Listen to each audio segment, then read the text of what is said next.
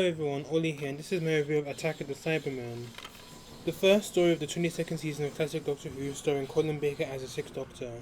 Attack of the Cybermen is a 138th story overall, it's 2 parts long and is written by Paula Moore. So the plot of this story is as follows. The TARDIS is lured to Earth, London 1985 by an alien distress signal. Investigating, the Doctor and Perry stumble upon an attempted bank robbery staged through the London sewers by a familiar foe, ex-Dalek Agent Lytton. But who is he working for this time? For they soon discover there is something far nastier lurking in the sewers, Cybermen. Why do the Silver Giants need the time machine? What is their devastating plan of attack? And what does it have to do with a catastrophic event that happened long ago in the Doctor's past? So that is the plot of Attack of the Cybermen. So I think Attack of the Cybermen is a very good story. I would say it is one of the more underrated stories of the Colin Baker era, and I think it is definitely a hidden gem. I know it does have a few detractors, but I really did enjoy the story. I think it has this certain appeal to it. I think maybe because I do really like the Cybermen. I think it's just a very well written story and probably one of the best written stories in the Colin Baker era, in my opinion. It's fairly well done. And the sets looked quite good. I like the London series. The Cybermen were like operating on Earth, which was a callback to the invasion because they were pretty much, pretty much planning their attacks and through there, so to speak. And we also see Telos again, and Telos looks rather good. And Telos hasn't been seen since the Tomb of the Cybermen back in 1967, so we do get to see a bit more from Telos. Aside from the quarry and this in the inside of Telos itself, the where the cyber tombs were and where the Quarians were also operating.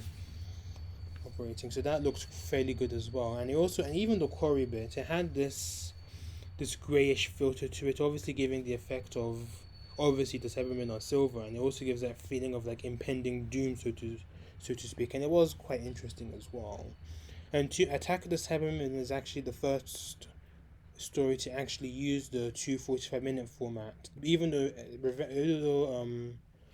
although Resurrection of the Daleks was actually the first to use this, but it was intended as a 4-parter, so I wouldn't really count that. But this is the first story to actually use this format in full.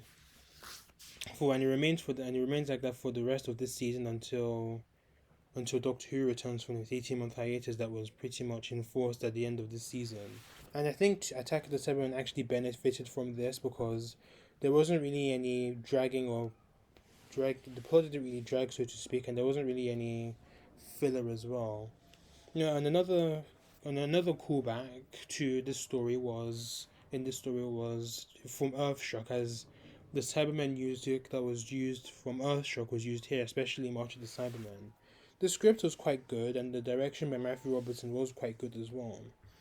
The plot was quite well. I really enjoyed the plot, and obviously Attack of the Cybermen is a follow-up of the 10th Planet, Tomb of the Cybermen, and Resurrection of the Daleks. So obviously the Cybermen wanted to stop Mundus from being destroyed the year before, or it was actually destroyed because the 10th Planet was set in 1986, and that's when Mundus was destroyed. So the Cybermen wanted to hijack Halley's Comet and have it collide with Earth a year before it actually happened.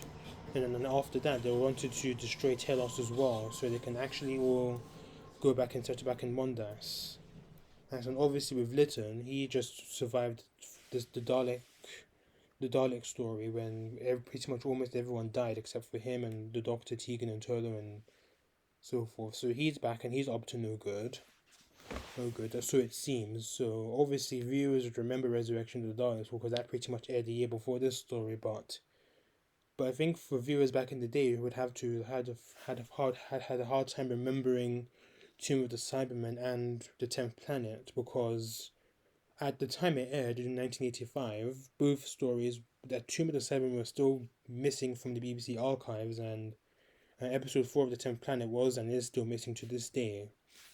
Yeah, and I don't think the BBC actually did any repeats of any of the older Doctor Who stories, even missing ones or incomplete ones, I should say. So it would have been very hard to try and at least remember it, so to speak.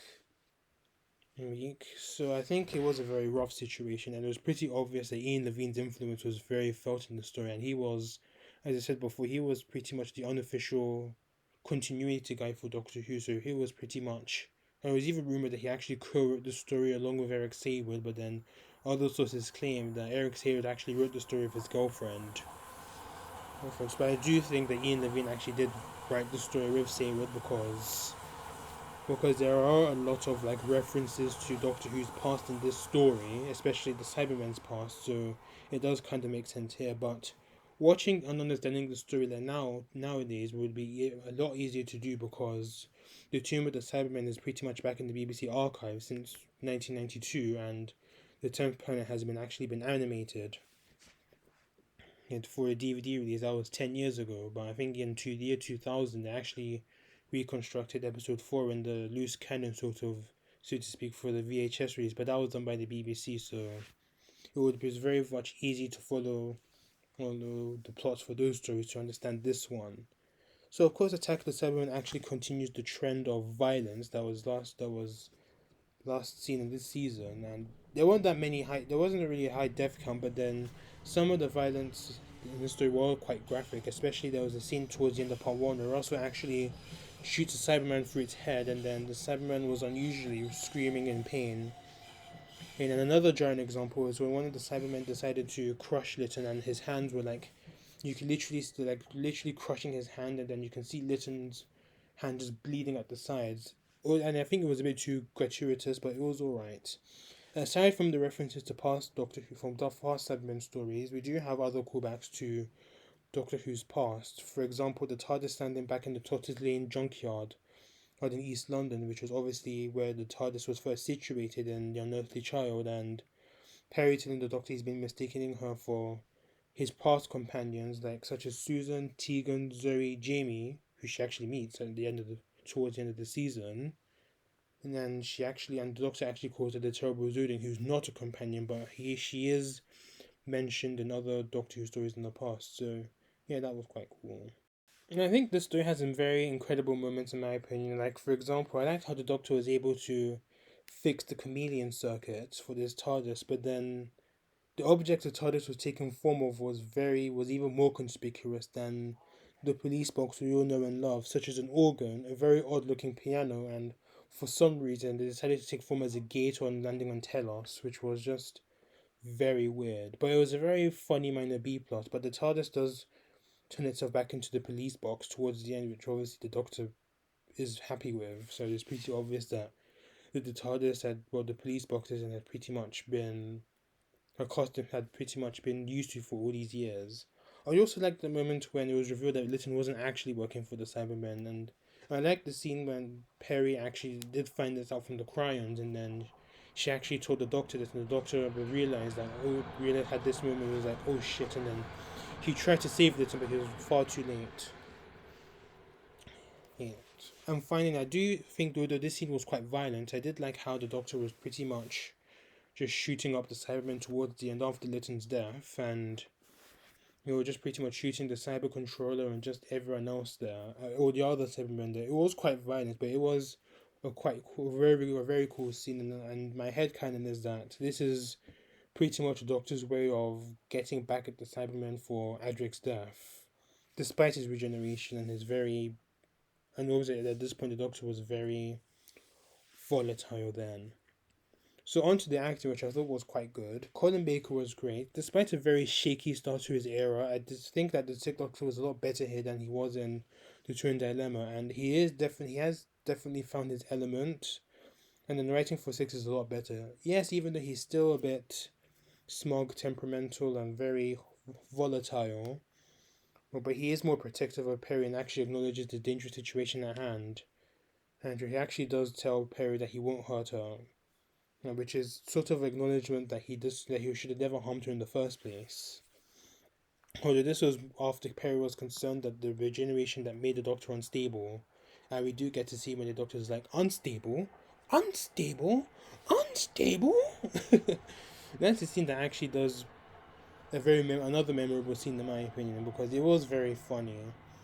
So obviously the Doctor and Perry still argue here, but it's very much comedic, and I think Colin Baker actually worked well with Cybermen, and even though the Doctor was under and it requires and the Cryans as well, even though the Doctor was under duress with the Cybermen, but he still worked quite well with them, and I think Colin Baker is actually good at handling some of the more emotional elements as well as such as the ending when all the Cybermen were killed, and he was telling Perry that he shouldn't have misjudged Lytton as badly as he did when he realized that he was actually working with the Kryans to prevent the Cybermen from destroying the Earth. Nicola Bryant was good as well, even though Perry doesn't really do a great deal here, which is a shame, and I honestly thought this problem was left behind in the Peter Davison era, and especially now that we have one companion only, and that format actually remains until the very end of Classic Who. But she does have some good moments, especially the scene where she actually outsmarts one of the policemen, and during part one when they were in the sewers, they were trying to, no, before they entered the sewers, so to speak, and then they were trying to escape, and then I think one of them had actually, no, I think they were trying to escape from the sewers, and then I think one of them had actually, like, she thought that one of them had actually harmed the doctor, and then Perry was able to, and then one of the policemen was actually aiming Perry hostage with a gun, but then she was able to throw some dust on him, and then that's how she was able to get his pistol, and she aimed at the policeman. She even said, do you think I could actually fall for that," or something like that.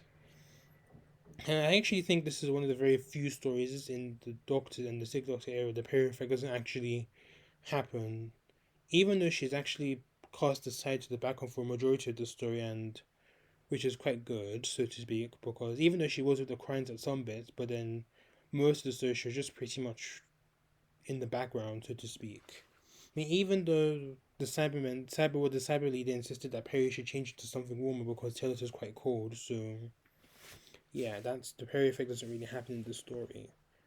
So onto the side casting, I think they were quite alright. First off, we have Lytton. Last we saw him, he was just barely able to survive the massacre of the Daleks. Yes, and he's stranded on Earth. So him and his gang were planning a diamond heist, but his actual plan was to lead his gang into the hands of the Cybermen in hopes to form an alliance with them. But then after arriving on Telos, and this is when Lytton hijacked. This is when the Cybermen had actually hijacked the Doctor's TARDIS, and it was revealed that he was actually working with the Crimes to stop the Cybermen, so they can prevent the destruction of Telos, so to speak. So of course the Cybermen actually find out about his plan, and then they end up killing him and trying to convert him into a Cyberman.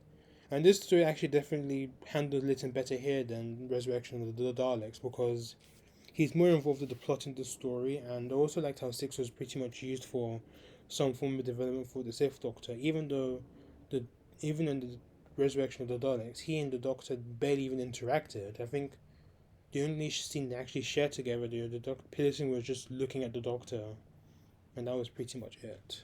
And we actually do find out a bit more of Lytton and where he comes from, so that was a nice little development there. Then we have Griffiths. He worked alongside Lytton along with the Diamond Heist, but then they ended up working temporarily on the Cybermen. Until us, Lytton instructed him to steal the time vessel so the Cybermen wouldn't reach it, but then Griffiths, along with two other guys, I think they were called Bates and Stratton, they were able to reach the capsule, but then the Cybermen were they were cornered by the Cybermen, and they ended up getting killed. Then we have Russell. He was with Lytton's gang, but he was working undercover with the police. He's to try and infiltrate the diamond heist. But it turns out Lytton was actually doing some other things as well to try and get them to the Cybermen. And he bumped into the Doctor and Perry, and this is when he revealed that he was actually working undercover. So when he entered the TARDIS, he actually is able to kill one of the Cybermen, but then he's killed by the Cyberman himself. So he was played by Terry Malloy, who actually plays Davros, who voices Davros, and funnily enough, Davros actually appears at the end of the season in Revelation of the Daleks. Then we also have Bates and Stratton. They were prisoners of the Cybermen who had to work on the surface of Telos when their conversion had failed. Their limbs were pretty much like Cybermen limbs, but then they hadn't been converted yet. Well, haven't been converted. They worked with Griffiths to try and kill the Cyber Controller, but they were killed themselves. And then we have the Cryons. The Cryons were these alien silver women, and they were imprisoned by the Cybermen.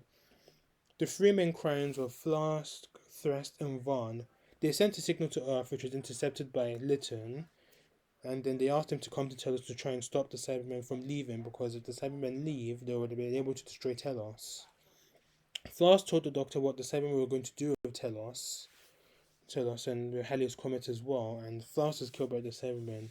I thought these aliens were quite interesting, so to speak, and I liked how they're pretty much involved with the twist of Lytton not actually being evil and working with the Cybermen. Naturally, the enemy of the story was the Cybermen. They're on a plot to try and change the course of history by destroying Earth with Halley's Comet in 1985 to prevent the destruction of their original home planet Mondas, that happened in 1986. So after, if this was successful, they also wanted to destroy Telos so they can all go back to Mondas. The Cyber leader is back and is leading the Cybermen on Earth, once again played by the ever so wonderful and memorable David Banks. Though I wonder how he survived is a mystery to me, or maybe they chose another Cyberman as the Cyber leader, so to speak. And of course, the Cyber leader was actually reporting to the Cyber controller who was back on Telos, and who was once again played by Michael Kilgore, who played the Cyber controller in Tomb of the Cybermen as well. Kilgore was a bit shaky, but he did do a bit of a good job, even though he was looking a bit doughy. But obviously, that's what happens when time passes. The Cybermen were quite good in my opinion, and I think the writing was really good, but not perfect, so to speak. But I did find them to be a very credible threat, even though they were destroyed like they were nothing, as if it was back in the Five Doctors, or they were literally just get. But even though it was handled better here than it was in the Five Doctors, because the Cybermen were just getting destroyed left, right, and center for no reason at all. So I think here the faults slash nitpicks I do have of the story, like I wonder how the Seven were able to enter the Doctor's TARDIS. Like I feel that it was just, I feel as if it was just pulled from just the right. I think the writers pretty much just pulled it from their ass, so to speak. It didn't really contribute much to anything. So others faults to this story, I think I do have. I think I think it relied too much on the knowledge of the past Cybermen stories like Tomb of the Cybermen and the 10th planet. And obviously, as I said before, back in the 80s, both of these stories are still very much missing. And well, 10th planet episode 4 and the rest of the Tomb of the and all the Tomb of the Cyber were missing, so it would have been very hard to remember or at least understand what was going on in the story. But as I said before, it is an overlooked fault, because nowadays you can pretty much pop on both DVDs to understand the plot. And I think, although it actually does explain what happened in both of these stories in part 2, but I think this was just another way to try and just pad out some of the tardy scenes in part 2. And I did find the story a bit too violent, although I think the violence is a bit too over gratuitous, but it was alright. And obviously the Doctor and Perry are the only survivors in the story. Although there wasn't a high death count because there weren't that many characters, but the Doctor and Perry are the only survivors. Finally, the incidental music. I found it cute and whimsical at first, which is one of the reasons why I really liked the story, but then after a few rewatches, it's still quite cute at first, but then in part 2, it just becomes a bit obnoxious and it just gets annoying because it just pretty much played the same thing over and over again. This is the do do do do do do do do thing that they were just literally repeating throughout the story. It was funny at first, I liked it, but then it started getting a bit obnoxious and a bit out of place for how serious the second part was. So yeah. So to conclude, Attack of the Cybermen is pretty much a love letter to the fans of the Cybermen in a way, so to speak. Despite the over-reliance on fans' memories of Tomb and the 10th Planet, but it's a story that works well in today's age of streaming and the previous but not completely abandoned days of home media releases, so I gave the story an 8.5 out of 10. So my next review will be Vengeance on Varos. So thanks for watching this review. Please let me know your thought of this story and this review. Please subscribe to my channel if you haven't done so already. Until then, see you later.